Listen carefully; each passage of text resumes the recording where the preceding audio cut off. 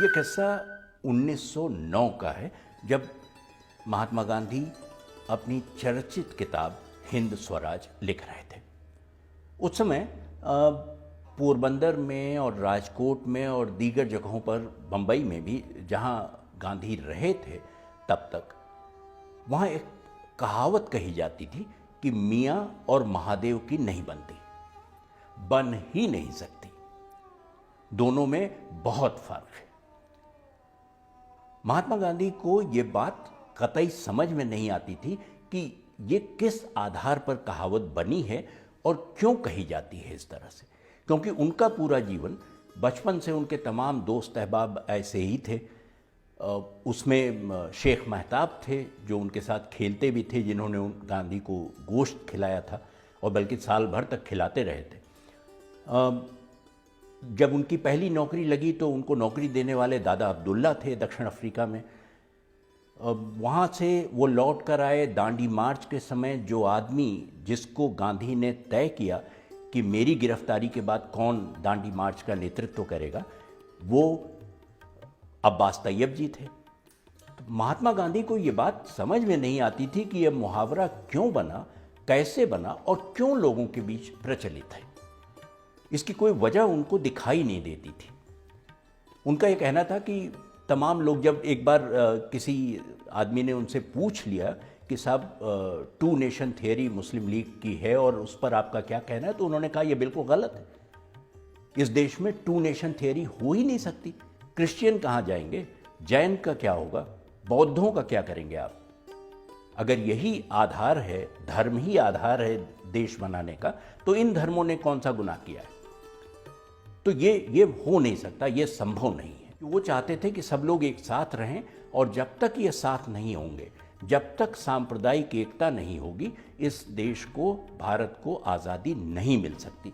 बल्कि वायसराय उस समय वॉवेल थे, और कलकत्ता में इनकी जब मुलाकात हुई तो इन्होंने वॉवेल से कहा कि देखिए, हम जिस हाल में हैं आप हमें छोड़ दीजिए, हमें छोड़कर चले जाइए, हम अपने फैसले, अपनी समस्याएं खुद हल कर लेंगे, क्योंकि आप रहेंगे तो आप आग में घी डालने का काम करते रहेंगे। वो लगभग वॉवेल को उन्होंने इन शब्दों में कह दिया कि आपकी ज़रूरत नहीं है, क्योंकि आपके रहते हिंदू मुसलमान एकता हो ही नहीं सकती, ये संभव नहीं है। लेकिन महात्मा गांधी का कहना था कि मैंने इस हिंदू मुस्लिम फसाद की जड़ समाज में कितनी गहरी है, इसका अंदाज़ा थोड़ा सा मुझे दक्षिण अफ्रीका में हुआ था, लेकिन ज़्यादा हिंदुस्तान आकर पता चला।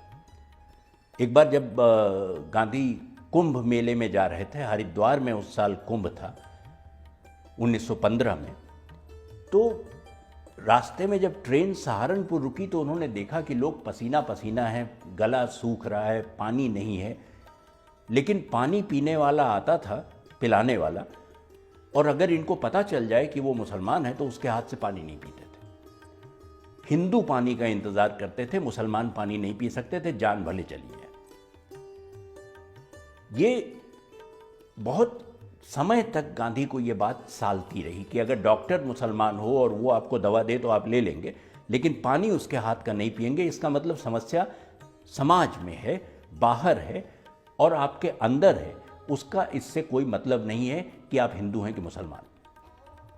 ये आईएनए के तमाम लोग, आज़ाद हिंद फौज के तमाम लोग जब गिरफ्तार हुए, उन पर मुकदमा चलने वाला था, ये सब लोग रेड फोर्ट में बंद थे, तो गांधी उनसे मिलने गए और इन्होंने पाया कि जो बात इन्होंने वॉवेल से कलकत्ता में कही थी कि आपके रहते एकता नहीं हो सकती, वो कितनी सच थी। ये जब उन सिपाहियों ने, आज़ाद हिंद फौज के लोगों ने गांधी को बताया कि साहब यहाँ सुबह हाँक लगती है कि हिंदू चाय तैयार है, मुसलमान चाय अभी आने वाली है, तो इन्होंने सिपाहियों से पूछा कि आप लोग करते क्या हैं? हमारे अंदर बिल्कुल कोई झगड़ा नहीं है, लेकिन सरकार का हुक्म है कि हिंदू चाय अलग बने, मुसलमान अलग।